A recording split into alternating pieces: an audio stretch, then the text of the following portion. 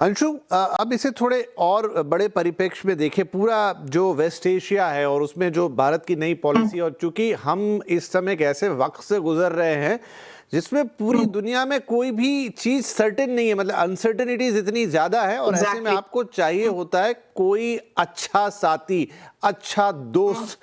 फिलहाल लगता तो नहीं है कि वो अमेरिका में दिखता है। अब वो डोनाल्ड ट्रंप के तौर पे हम देख लें या पूरे अमेरिका के तौर पे देखें, वन ऑफ करके, वो एक अलग बात है। लेकिन जो इजराइल के साथ भारत के संबंध रहे पहले से, और अब जो उसमें नया दौर एक नेचुरल अलाई के तौर पे दिखता है क्या? जैसा एक समय में रशिया के साथ वो अलायंस आज भी जिंदा है, कहीं ना कहीं बहुत पीछे जाने के बावजूद भी।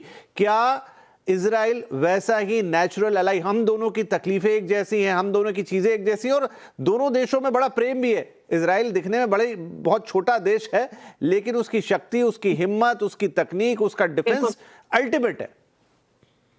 निश्चित तौर पर। और विपिन, बहुत अच्छा आपने प्रश्न पूछा, क्योंकि जिस उथल पुथल से भरी दुनिया में रह रहे हैं, जिस तरह का वैश्विक परिदृश्य बना हुआ है, संघर्ष की स्थितियां, अभी तो ईरान और अमेरिका के बीच भी पश्चिम एशिया में जिस तरह की स्थितियां बनी हुई हैं, चुनौतियां जिस प्रकार की हैं, तो ऐसे में नमस्ते और शालोम का जब हम संबंध देखते हैं, तो डिप्लोमेटिक रिलेशंस इजराइल के साथ हमने स्थापित किए उसके बहुत पहले, चाहे 1962 का चीन के साथ युद्ध हो, 65 और 71 के पाकिस्तान के साथ युद्ध हो, 1999 का कारगिल युद्ध हो, विशेषकर कारगिल में हम पर आर्म्स एम्बार्गो लगा हुआ था।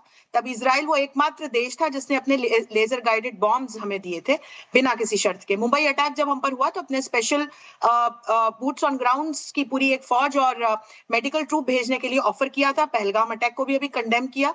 और दोनों देशों के बीच यदि आप देखें तो इस तरह का एक कॉम्प्रिहेंसिव स्ट्रेटेजिक पार्टनरशिप का रिश्ता है, जो एक सामान्य जो कूटनीतिक संबंध होते हैं उससे 2 स्टेप्स आगे का रिश्ता है विपिन।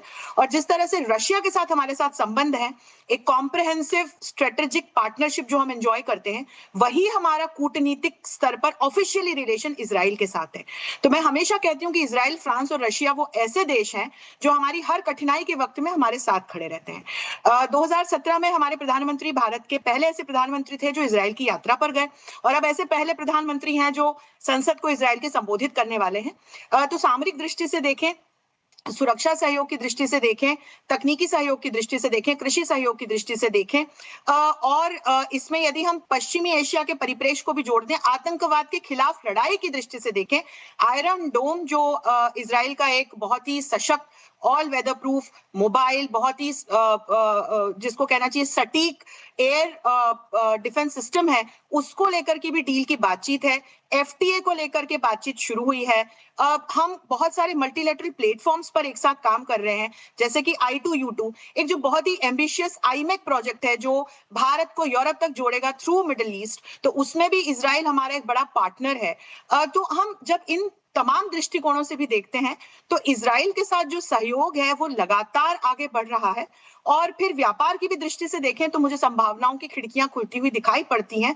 हालांकि यदि हम 2 वर्षों में देखें तो पश्चिमी एशिया में जिस प्रकार का संघर्ष चला, थोड़ा ट्रेड वॉल्यूम हमारा कम हुआ, लेकिन फिर यहाँ पर भी संभावनाएं दिखाई पड़ती हैं। तो ये तमाम वो ऐसे क्रिटिकल क्षेत्र हैं विपिन, जो न सिर्फ भारत इजराइल के बायलैटरल रिलेशंस की दृष्टि से, स्ट्रेटेजिक पार्टनरशिप की दृष्टि से, पश्चिमी एशिया में जाकर के जब हम देखते हैं तो वहां स्थितियां शांतिपूर्ण बने उस दृष्टि से, और वैश्विक परिप्रेक्ष्य की दृष्टि से भी बहुत महत्वपूर्ण हो जाता है। राइट। काफी अच्छा विश्लेषण अंशु ने किया यहाँ पे।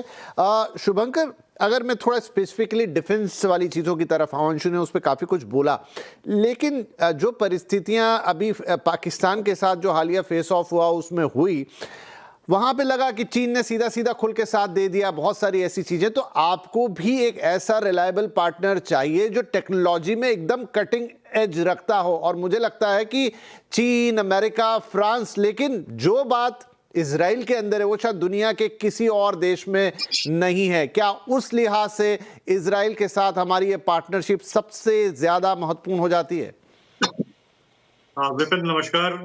देखिए, इजराइल के साथ हमारी जो पार्टनरशिप है वो जहां तक सामरिक बातें हैं, अगर 2 मिनट के लिए उसको साइड में रखें और हम बात करें वेपन प्लेटफॉर्म्स के डेवलपमेंट की, जो कि आज की डेट में सबसे बड़ा मुद्दा है। आपने ये देख लिया कि ऑफ सिंदूर के टाइम पे भी हमारे साथ परेशानी आई थी बिकॉज फ्रांस ने हमें सोर्स कोड्स नहीं दिए थे।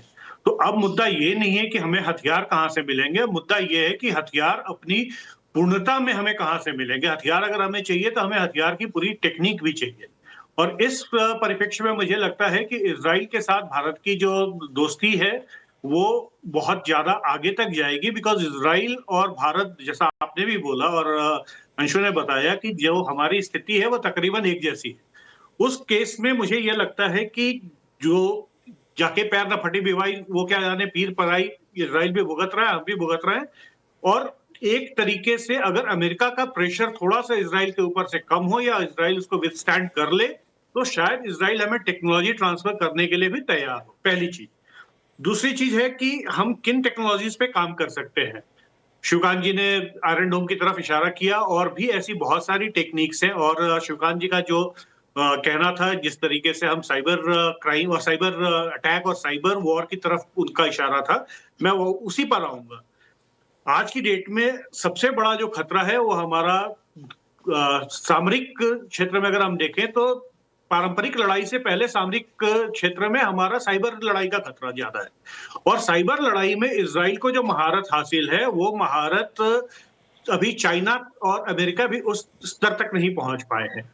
और अगर आपने बेंजामिन नेतन्याहू जी का पहले भी एक स्टेटमेंट आया था कि भारत और इज़राइल के वो युवा जो अपनी तकनीकी क्षमता को पूर्णतः इस्तेमाल करते हैं, अगर उनका साथ हो और दोनों सरकारों का साथ हो, तो हम एक नई ऊंचाई तक पहुंच सकते हैं। इन सबको देखते हुए मुझे लगता है कि जो हथियारों का आदान प्रदान है, जो लॉन्ग रेंज बैलिस्टिक मिसाइल्स का डेवलपमेंट अगर कॉमनली हम करते हैं, या हम ड्रोन्स का डेवलपमेंट कॉमनली करते हैं, या हम एक वायु रक्षा प्रणाली का डेवलपमेंट कर रहे हैं साथ में, उससे ज्यादा जरूरी ये है कि एक साथ इज़राइल और भारत I2U2 को छोड़ के I2 पर अगर ज्यादा फोकस करे, तो वो कहीं ज्यादा महत्वपूर्ण होगा। बिकॉज U2 में जहां पे यूनाइटेड अरब अमीरात और यूएस जब आ जाते हैं, उनके साथ थोड़ी सी समस्या बढ़ जाती है। विपिन जी बिल्कुल। अच्छा, इस वक्त कुछ तस्वीरें हम सब देख रहे हैं, और ये तस्वीरें सीधी तस्वीरें हैं। प्रधानमंत्री जो है इजरायली संसद में पहुंच चुके हैं, और कुछ ही देर में वो अपना संबोधन भी यहाँ पे देंगे। तो ये लाइव विजुअल्स हैं जो हम देख रहे हैं इजराइल से सीधे। प्रधानमंत्री मोदी उनका आगमन हम देख चुके हैं, गर्मजोशी के साथ उनका स्वागत था, और अब वो इजरायली संसद को संबोधित करने वाले भारत के पहले प्रधानमंत्री। इनफैक्ट उन्होंने इजराइल को विजिट किया, वहाँ पर भी अपने आप में ये रिकॉर्ड है कि वो भारत के पहले ऐसे प्रधानमंत्री बने जिन्होंने इजराइल का दौरा किया। लेकिन अब वहाँ की संसद को संबोधित करना, ये अपने आप में एक बड़ा मोमेंट होगा। तो क्या कहते हैं प्रधानमंत्री, वो सुनेंगे। लेकिन फिलहाल इंडियन डायस्पोरा या इजराइल के लोग वहाँ पर प्रधानमंत्री मुलाकात करते हुए, बच्चों से बड़ों से सबसे, और कुछ ही देर में हम उनका संबोधन सुनेंगे। तो ये भी बड़ी ऐतिहासिक तस्वीरें इजराइल से आती हुई।